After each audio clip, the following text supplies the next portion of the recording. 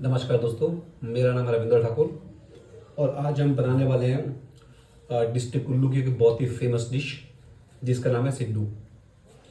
Siddu mostly वैसे तो हर सर्दी में खाया जाता है, लेकिन ऊंचे क्षेत्रों में ज़्यादा जहाँ ज़्यादा सर्दी होती है, अक्सर सर्दियों में जब बाहर बर्फबारी होती है तब इसका ज़्यादा इस्तेमाल होता है। लेकिन आजकल मोमोज की तरह सिड्डू भी एक चलन बन चुका है। डिस्ट्रिक्ट खासकर डिस्ट्रिक्ट कुल्लू में अब थोड़ा सा शिमला या बाहरी राज्यों में भी इसका थोड़ा सा ये फेमस होना शुरू हो गया है।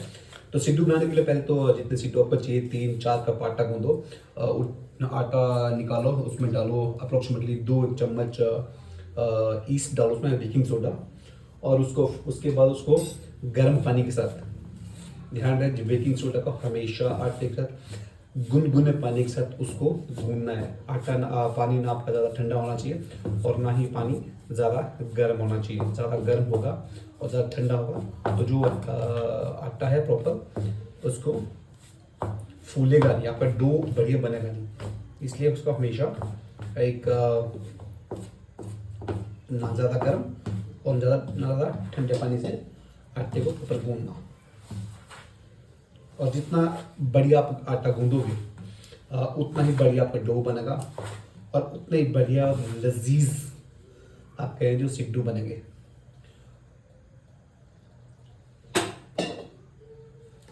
मोस्टली सिड्डू बनाने के लिए जो पहाड़ी क्षेत्रों में जब हम बच्चे से जब हम बड़े हुए तो सिड्डू बनाने के लिए इस्तेमाल किया जाता था भांग के दाने का, जिसको हम चरस बोलते हैं। चरस के जो दाने होते हैं, जिसको हम बीजे बोलते हैं, उसको प्रॉपर पत्थर के ऊपर पीस के उसकी बिल्कुल बारीक बारीक बना के उसकी चटनी, उसका लेप बना के उसको सिड्डू के बीच में डालते थे। और उससे होता क्या था, दानों में भी एक्चुअली थोड़ा सा नशा होता है। सर्दियों का मौसम होता है, बाहर बर्फ गिर रही होती है, बहुत ठंड हो रही होती है, और हम लोग पूरा परिवार एक जगह बैठ के तंदूर के पास बैठ के उस चरस की भांग के जो दाने हैं उनके सिड्डू खाते थे। और उससे थोड़ा सा नशा भी लगता था, और उससे नशा लगने के बाद आपकी शरीर ऑटोमेटिकली गर्म होता है, गर्मी का पूरा फील अंदर वो, और घर में बहुत हंसी का माहौल बनता है। और इसके अलावा हम इस्तेमाल करते हैं अखरोट का। अखरोट को प्रॉपरली पीस के उसका लेप भी बहुत टेस्टी बनता है सिड्डू बनाने के लिए। अखरोट के बाद तीसरा आता है पोस्त। पोस्त के जो दाने होते हैं, जो अफीम होती है उसके जो दाने होते हैं, उसका भी बहुत टेस्टी बनता है। उसका भी जो इसका स्टफिंग होती है। उसके बाद अगर पोस्ट भी नहीं मिलती है तो जो सबसे इजीली अवेलेबल हर घर में मिलता है सिड्डू बनाने के लिए पेस्ट, वो है आलू का। और जैसे आलू के पराठे बनते हैं ऑलमोस्ट अप्रोक्सीमेटली वैसे ही आप उसी तरह का पेस्ट आप सिड्डू के लिए बना सकते हो, जिससे आपके सिड्डू बहुत ही लजीज और डिलीशियस बनते हैं। और इस सिड्डू को पारंपरिक, अगर मैं खाने के तरीके की बात करूं तो सिड्डू को अक्सर खाया जाता है घी के साथ। बट जो लोग घी खाना पसंद नहीं करते हैं बाहर के इलाकों में या कहीं पे भी गाँव में, तो वो सिड्डू को खाते हैं या फिर छाछ के साथ जो घर की निकलती है। अगर छाछ पसंद ना हो तो आप कोई भी पुदीने की या धनिया की, टमाटर की घर में चटनी बना सकते हैं। उस चटनी के साथ लिए आप सिड्डू खा सकते हैं। आज हम अपने सिड्डू बनाने के लिए अखरोट की फली का इस्तेमाल कर रहे हैं।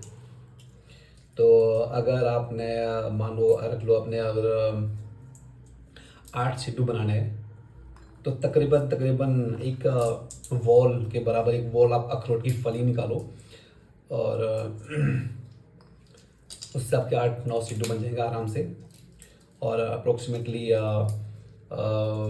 2 बॉल या 3 बॉल आप आटा ले लो, उसमें डालो 2 चम्मच अप्रोक्सीमेटली ईस्ट, और उसको अच्छे से गुनगुने पानी में, ना ठंडा ना गर्म, गुनगुने पानी में उसको गूंद के अप्रोक्सीमेटली 30 से 45 मिनट के लिए अच्छे से कपड़े से ढक के रखो, ताकि आपके आटा आराम से फूल जाए और उसका बढ़िया डो बन जाए। और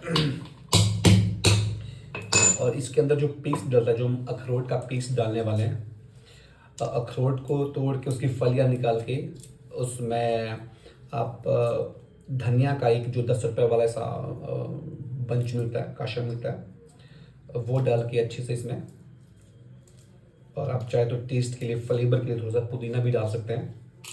उसको अच्छे से उसको पत्थर के ऊपर पीस के, ट्रेडिशनल तरीके से हम पत्थर के ऊपर पीसते थे, लेकिन आजकल थोड़ा सा मॉडर्न ज़माना हो गया है, इतनी कोई मेहनत करता नहीं है पत्थर पे पीसने की, तो आप उसको मिक्सी में भी अच्छे से मैश कर सकते हो। आप चाहे तो एक प्याज डाल सकते हो, जिससे कि थोड़ा सा फ्लेवर चेंज हो जाएगा। लहसुन का इस्तेमाल मैं कहूँगा इसके लिए ना करें, क्योंकि अखरोट ऑलरेडी पहले ज़्यादा गर्म होते हैं, लहसुन और ज़्यादा गर्म करेगा। बट अगर आपको सिर्फ फ्लेवर के लिए डालना है तो आप 2 या 3 फली लहसुन का इस्तेमाल कर सकते हो। उससे जो सिड्डू की इसमें अच्छी सुगंध बनी रहेगी।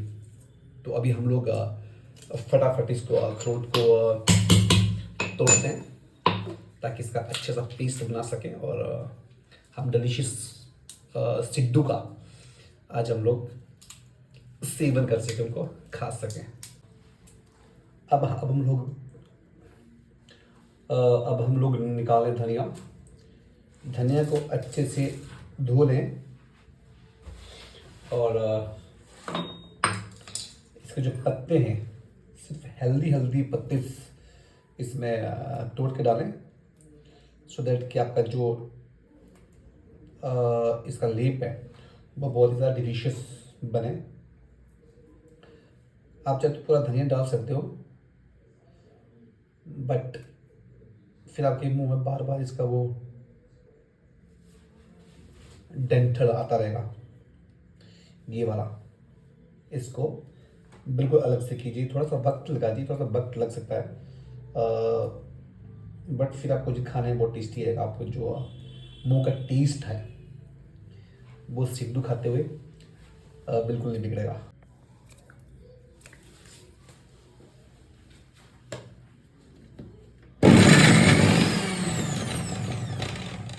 अब थोड़ा चलने के बाद, क्योंकि अखरोट ड्राई होता है, तो इसमें थोड़ा सा पानी का इस्तेमाल करना, सो दैट कि आपका जो लेप है वो अच्छे से बने।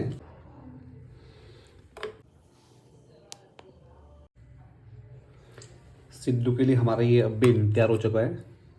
ये ना ज़्यादा पतला है ना ज़्यादा घना है, इस सिड्डू के बीच के लिए परफेक्ट है। और इसके साथ ही हमारा जो हमने आटा गूंदा हुआ था परफेक्टली, वो भी अच्छी तरह से हो चुका है। ईस्ट का प्रॉपर्ली बनाने के लिए तैयार हो चुका है। अब हम बनाएंगे सिड्डू, और सिड्डू बनाने के लिए हम करेंगे इस्तेमाल सिड्डू मेकर का। इसका जो सबसे निचले वाला हिस्सा है उसमें डालिए पानी, इसको करिए गर्म, और जो सेकंड वाले हिस्से में इसमें रखेंगे सिड्डू। तो अब हम लोग सिड्डू बनाने के लिए बिल्कुल रेडी हो चुके हैं, और अब मैं बताता हूँ कि सिड्डू एक्चुअली में बनते कैसे हैं, उसका शेप कैसा होता है, उसका आकार कैसा होता है। ओके, तो ये बनी हमारी अखरोट की चटनी, नहीं बोले इसको, अखरोट का लेप बना है, जो ना ज़्यादा गाढ़ा है ना ज़्यादा पतला है। इसको डालेंगे हम अखरोट के सिड्डू के बीच में। तो सिड्डू के लिए सबसे पहले ये आटा गुन चुका है, आप देख सकते हो प्रॉपरली। और सिड्डू का साइज़ उतना छोटा भी नहीं उतना बड़ा भी, नॉर्मल साइज़ का आप डो ले सकते हो। और उसको अच्छे से उसको एक रोटी के आकार में पहले उसको गोल करो, जैसे नॉर्मल चपाती बनती है। और जैसे नॉर्मल बनाते हैं, सिड्डू का शेप ज़्यादा बड़ा मत रखना, क्योंकि विजुअल्स भी बढ़िया होने चाहिए, लुक वाइज थोड़ा सा डैशिंग कट वट वाला होना चाहिए। ये हमारा ईस्ट अच्छे से इसमें मिक्स हो चुका है, इससे इसकी थोड़ी सी खुशबू आ रही है। इस डो में जैसे नॉर्मली आप डालते हो, जैसे पराठे में नॉर्मली डालते हो, वैसे इस लेप इसमें, ये पूरा लेप है, अच्छे से इसको डालो। लेप अगर अच्छे से आप रखोगे, चारों तरफ फैलाओगे, उससे क्या होगा, जो सिड्डू जब खाओगे वो आपको प्रॉपरली आपको सुखा नहीं लगेगा उसमें। अब इसको करो पैक इस तरीके से। ओके,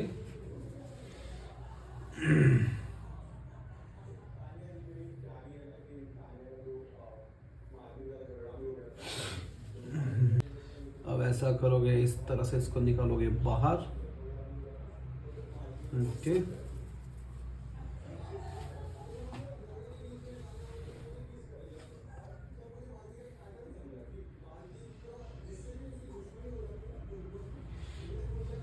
अब इसको करते हैं थोड़ा सा बाहर, इसको एक एक साइड से इसको करते हैं फोल्ड। ये है सिड्डू बनाने का सबसे ट्रेडिशनल तरीका। ये हमारा सिड्डू बन के हो गया तैयार। अब हम सिड्डू को इसको यहाँ पे रखेंगे।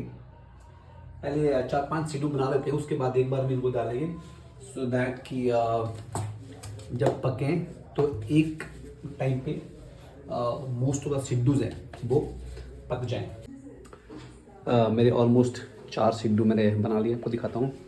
ये सिड्डू का शेप्स जो डलेंगे इसमें, और पानी ऑलमोस्ट गर्म हो चुका है इसके लिए नीचे। तो सिड्डू वैसे सिड्डू ताकि फंसे ना, तो इस पर आप थोड़ा सा घी लगा सकते हो इस पर।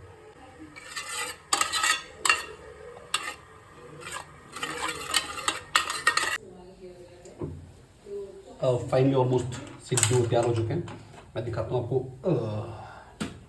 ये सिड्डू है जो घी के साथ या फिर चटनी के साथ खाने के लिए ऑलमोस्ट रेडी हो चुके हैं, पक चुके हैं। अब हम मिलेंगे डिलीशियस सिड्डू का मज़ा।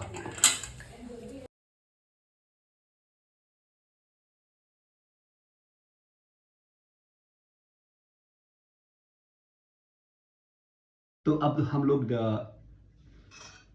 खाएंगे डिलीशियस सिड्डू। मैं ज़्यादा प्रेफर करता हूँ घी, क्योंकि मुझे देसी घी बहुत पसंद है। सो मैं देसी घी से ट्राई करूँगा सिड्डू कैसे हैं। ये सिड्डू, वाह, स्टफिंग इज नाइस, अच्छी दिख रही है। खाते हैं इसको, इसको खाते हैं डायरेक्ट घी के साथ ऐसे।